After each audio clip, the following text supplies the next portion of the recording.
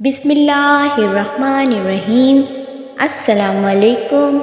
آپ دیکھ رہے ہیں اسلامک وائس۔ امید ہے آپ سب خیریت سے ہوں گے۔ ہماری آج کی ویڈیو کا ٹاپک ہے حضرت یونس علیہ السلام کا قصہ۔ اللہ نے اپنے خاص بندوں کی باتیں انسانوں کے نزدیک اس لیے واضح کی تاکہ ہر دور میں انسان ان واقعات سے سبق حاصل کر سکے۔ تو ویسے ہی ایک عظیم نبی جس کو 40 دن تک مچھلی نے اپنے پیٹ میں رکھا، ان کے واقعے کو بھی اللہ نے ہدایت رکھا ہے۔ آپ کے والد کا نام حضرت مدہ تھا۔ آپ حضرت ابراہیم علیہ السلام کی نسل سے ہیں۔ آپ کا مشہور لقب سنہون ہے، یعنی مچھلی والا۔ اللہ نے آپ کو حکم دیا کہ اے یونس، جاؤ نینوا جاؤ، وہاں کے لوگوں کی اصلاح کرو۔ وہ آپس میں لڑتے جھگڑتے ہیں، ان کو محبت اور امن سکھاؤ۔ تو بس اللہ کے نبی نینوا عراق کے شمال میں واقع ہے، وہاں اپنے مبارک قدم لیے پہنچے۔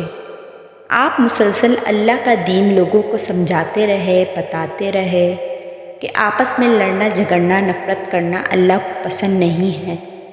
لیکن افسوس، وہاں کے لوگ آپ کی توہین کرتے رہے، آپ کے اس پیغام کا مذاق اڑاتے رہے۔ سالہ سال اللہ کے نبی تبلیغ کرنے کے بعد بالآخر آپ نے یہ فرمایا، ان قریب تم پہ اللہ کا عذاب آئے گا، اور غصے میں اس بستی کو چھوڑ کر باہر چلے گئے۔ دل ہی دل میں سوچتے رہے کہ یہ قوم سدھرنے والی نہیں ہے۔ اللہ کے حکم کے بغیر انہوں نے اس بستی میں رہنے والوں کی اصلاح کرنا چھوڑ دی۔ کچھ ہی دن گزرے تو اس بستی پر ایک بڑا سا بادل آ گیا اور اس میں بجلیاں اور آگ چمک رہی تھی۔ اس بستی کے لوگوں نے جیسے ہی آسمان میں آگ چمکتے دیکھی تو آپس میں کہنے لگے، قوم لوط کی طرح ہم پہ بھی اللہ کا عذاب آ گیا ہے۔ یونس سچا تھا، یونس اللہ کا سچا بندہ تھا، ہمیں اللہ کے عذاب سے کوئی نہیں بچا سکتا۔ اتنی دیر میں کسی نے کہا، آؤ بیٹھ کے اللہ سے معافی مانگتے ہیں۔ اس گاؤں کے تمام لوگوں نے زمین پر بیٹھ کر اللہ سے معافی مانگی، اپنے گناہوں کو قبول کرنے لگے، یہاں تک کہ 3 دن گزر گئے۔ بے شک اللہ بار بار معاف کرنے والا ہے۔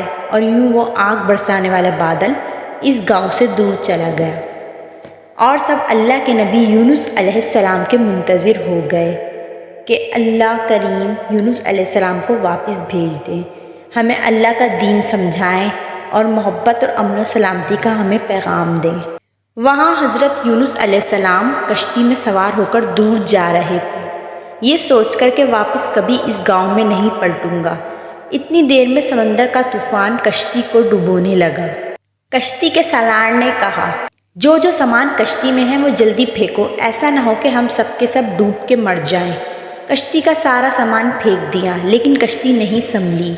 بالآخر کشتی کے سالار نے کہا، کشتی میں وزن کم کرنے کے لیے ہم کسی کو پھینکتے ہیں، شاید کشتی سنبھل جائے۔ سب ایک دوسرے کو دیکھنے لگے تو سالار نے کہا، ایسا کرتے ہیں، قرآن دازی کرتے ہیں، جس کا نام نکلے گا اس شخص کو سب کے لیے قربانی دینی پڑے گی تاکہ دوسرے لوگ بچ جائیں، اور پانی میں چھلانگ لگانی پڑے گی۔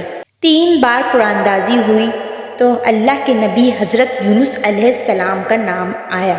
یونس علیہ السلام نے فرمایا، میں سمجھ گیا یہ اللہ کی مرضی ہے، اور اپنے آپ کو سمندر کے حوالے کر دیا۔ جیسے ہی اللہ کے نبی سمندر میں آئے، اللہ نے ایک مچھلی کو حکم دیا کہ جا میرے نبی یونس کو اپنے پیٹ میں رکھ، اور یاد رکھنا میرے نبی کو تیرے پیٹ میں کوئی تکلیف نہ آئے۔ وہ مچھلی جلدی سے اللہ کے نبی یونس کو اپنے پیٹ میں حفاظت کے ساتھ لے گئی۔ پہلے تو حضرت یونس علیہ السلام نے یہ سمجھا کہ شاید وہ جہان سے کوچ کر چکے ہیں، لیکن کچھ ہی دیر میں ان کو اندازہ ہوا کہ وہ ابھی یہیں پر ہیں، کیونکہ ان کا جسم حرکت کر رہا تھا۔ حضرت یونس علیہ السلام نے ادھر ادھر دیکھا تو ان کو معلوم ہوا کہ وہ مچھلی کے پیٹ میں ہیں۔ اپنے اللہ سے بات کرنے لگے اور گڑ گڑانے لگے اور معافی مانگنے لگے کہ اے میرے مالک، جو کام آپ نے میرے لیے چنا وہ میں نہیں کر پایا۔ حضرت یونس علیہ السلام نے اللہ سے معافی مانگی اور کہا، اللہ تجھے اپنی محبوب چیز کا واسطہ، میری توبہ قبول کر لے۔ حضرت یونس علیہ السلام نے سوچا اس کائنات کے بنانے کا سبب میرے دادا ابراہیم نے اپنی اولاد کو بتایا تھا کہ یہ کائنات حضرت محمد مصطفیٰ صلی اللہ علیہ وآلہ وسلم کے صدقے بنی ہے۔ تو حضرت یونس علیہ السلام نے اللہ کے دربار میں ہاتھ کو اٹھایا اور کہنے لگے، اے اللہ، تجھے اسی محمد کا واسطہ ہے، مجھے اس قید سے نجات دلا دے۔ بس حضرت یونس علیہ السلام کی دعا اللہ نے قبول کی اور اللہ نے مچھلی کو حکم دیا کہ جا خشکی کی طرف چلی جا۔ مچھلی نے حکم کو تسلیم کیا اور خشکی کی طرف جانے لگی اور اللہ کے نبی یونس علیہ السلام کو اگلگے خشکی پہ رکھ دیا۔ اس طرح کافی ایام مچھلی کے پیٹ میں رہنے کی وجہ سے حضرت یونس علیہ السلام کا جسم پوری طرح سوکھ چکا تھا اور دھوپ لگنے کی وجہ سے آپ کا جسم جل رہا تھا۔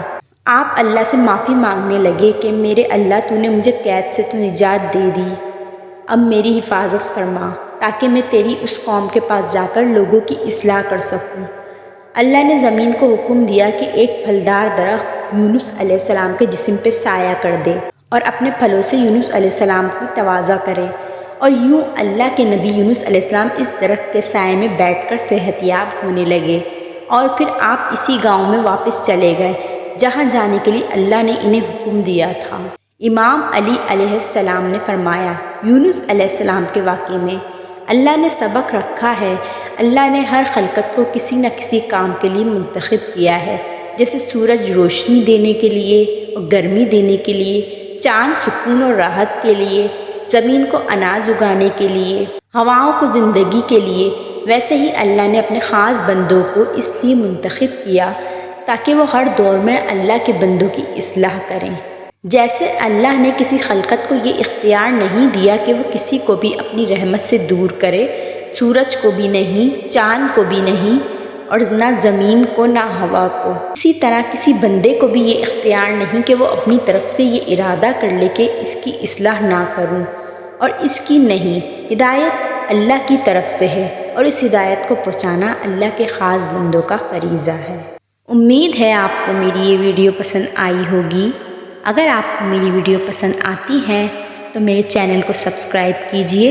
ملتے ہیں نیکسٹ ویڈیو میں انشاءاللہ تعالی۔ اللہ حافظ۔